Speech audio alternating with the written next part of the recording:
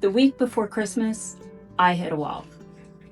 Maybe you've been there, where your house feels less like a sanctuary and more like a source of stress. So, between the mountain of laundry that needs to be done, the endless chores, the to do list that just you never seem to get to the end of, um, that's kind of where I was, and it just kind of made our house feel chaotic. I was tired of the noise, I was tired of the clutter, um, I was tired of trying to figure it out. I was tired of chasing time. So I knew I couldn't do it by myself though. And I had tried many different ways to try and work out a schedule. Okay, so on this day I'm going to get these things done. This day I'm going to get these things done. When you work full time, you really only have the weekends to get all of that stuff done: grocery shopping, meal planning, laundry, the whole thing. So, anyway, I started feeling the shift. When God was nudging me to change my channel, He was also letting me know that I needed to make changes in my own life and then be able to share those experiences with other people. So that's what I did. So instead of having a more strict schedule, I discovered rhythms. I knew I couldn't fix everything all at once. So you start small. First thing that I started with was a morning rhythm, and I changed the way I did things in the morning. So I'm going to tell you about this and more. I put a morning rhythm in place. An afternoon, it's not really a rhythm yet. I'm working on it, but I can do some things in the afternoon even though I work. And then I have an evening rhythm, and I'm happy to report that I have been sticking to that since the week before Christmas. So why don't you join me in the kitchen while I fix breakfast and we can talk about it. I felt like the right place to start was the morning routine, which is our foundation. So for the first hour each morning when I wake up, I put my phone face down so that I don't have any distractions. I make my coffee, I take my medicine, and I feed the cats. Once that is done, then I go into the living room and I pull out my Bible, my devotional, and my prayer journal. And this is where I begin my day. I spend about 30 to 45 minutes in my Bible and my prayer journal and my devotional, not just for my needs, but for people I've never even met. It changes your whole perspective when your first conversation of the day is with your Creator.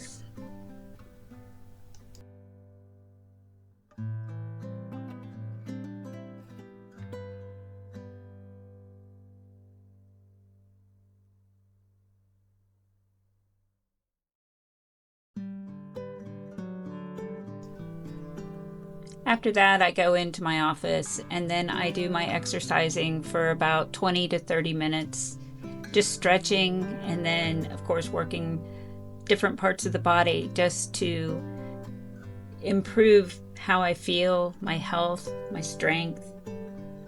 It's an act of gratitude for the health that I already have so that I can preserve it. And then once I'm done exercising, that's when I get myself ready, depending on if I'm working from home or if I'm going out to visit different sites or if I have meetings. Depends on what I have on my agenda as to how in-depth getting ready is, how much time I spend on my hair or my makeup. Anyway, but once I get all of that done, the final result is that I'm ready for work. I'm not frazzled. I'm patient, and I'm ready for whatever is coming at me for the day. And I know that God is with me, and so I can handle it.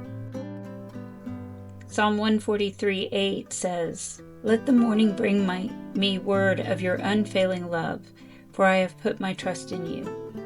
Show me the way I should go, for to you I entrust my soul." Every morning is so important to start your day out right. I remember when my kids were in school, I never wanted them to go to school being upset. So you always wanted to make sure that by the time they left the house that they were happy. So it would start their day off right. So that's kind of the same thing that I think about even today. I want to make sure that my day starts out peaceful and calm. I'm not upset, I'm not frazzled. And I've been doing this since the week before Christmas when I made the decision to start doing this. And I haven't missed a day yet. And it definitely has made things different. So since I am still working, and it's really kind of hard with the way I work to set a rhythm in the afternoon of something I can stick with day after day, I have found those little pockets of time. So I kind of call those hidden minutes. And that's okay because we're a work in progress. So I find things if I'm working from home that I can do, like when I'm going to get my lunch or taking a coffee break, whatever it might be. I can unload my dishwasher. I mean, I actually timed it. It only took me 4 minutes to unload the dishwasher and put things away and add in any dirty dishes. So I can do that, or maybe go throw a load of laundry in. It's amazing how much peace you can buy yourself for the evening just by using a few minutes in the afternoon.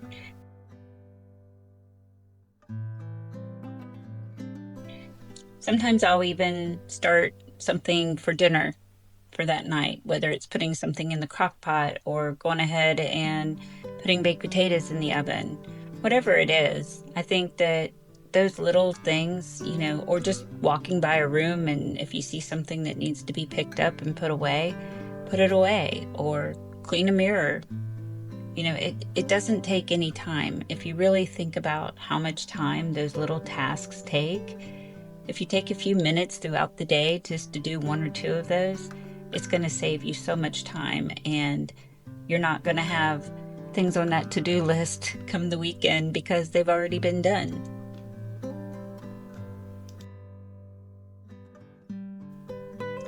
As I finish out my workday, I move into the closing the day rhythm. And because my husband and I work different schedules, my evenings will start with just a simple act.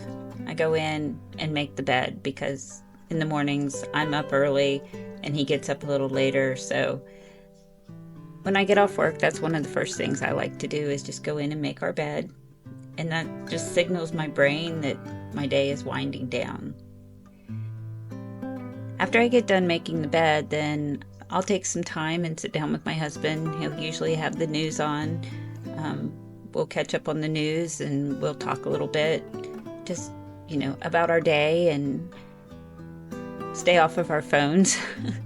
I think it's so important to try to just put those phones down. When I was growing up, we didn't have cell phones, and so you weren't distracted by that. And I think people connected a lot more.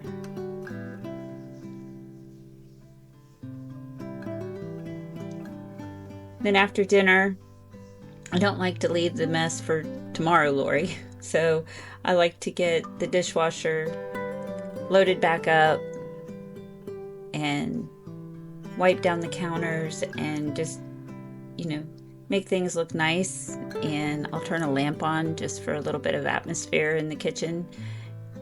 And then we'll do a quick tidy. Just put things away so that I don't have to clean it up in the morning. When you walk into a room and things are picked up, it's just such a nice feeling.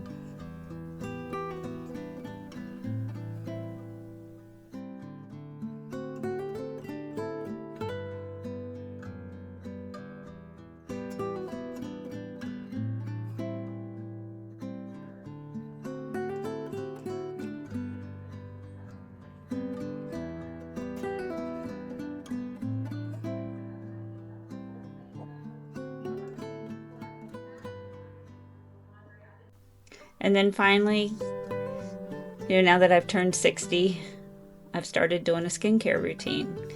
And I had never done this before. But of course, as we age, we start seeing those signs of aging. And so I want to honor the temple that God gave me. So I just do a quiet 5-minute skincare routine just to say thank you for another day and try to take care of my skin. I think that's one of the hardest things, is just getting used to looking at yourself as you start to age and gravity takes hold more. Those fine lines pop up. And I always say it's because I smiled so much when I was younger, so now I'm paying the price for it. I just start out with removing all of my makeup, and then once I do that, I use a skin toner, and then I moisturize, and that's pretty much it. I just like to keep it simple.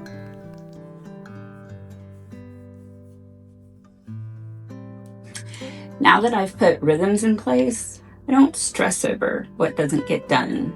You know, sometimes during the week even, I will clean the bathroom one night if I just don't have anything to do.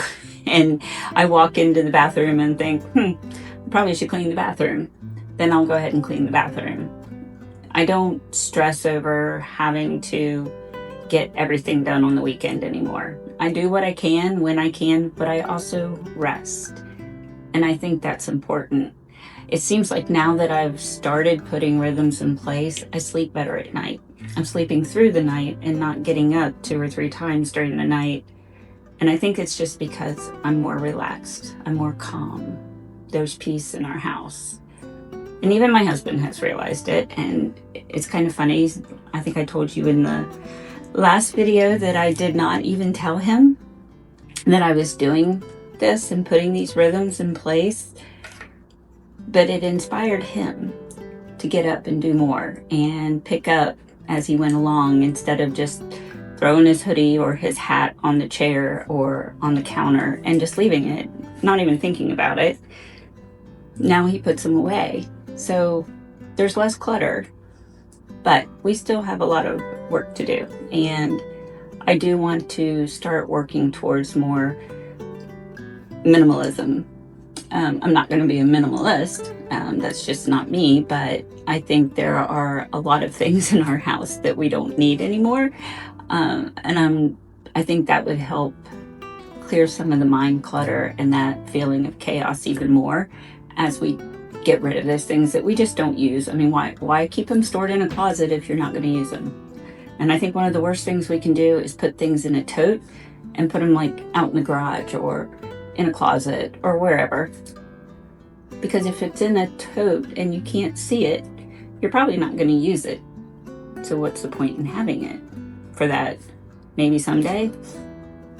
I think I'm over that now as well. So in some of my upcoming videos, you will see me doing some decluttering and donating and hopefully finding new homes for things out of our house that we don't use that someone else can use. So if your house feels like chaos today, start small. Put your phone down. Make your bed. Or talk to God for 5 minutes. You're not chasing time. You're stewarding it. Live by grace, not perfection. I'll see you in the next one.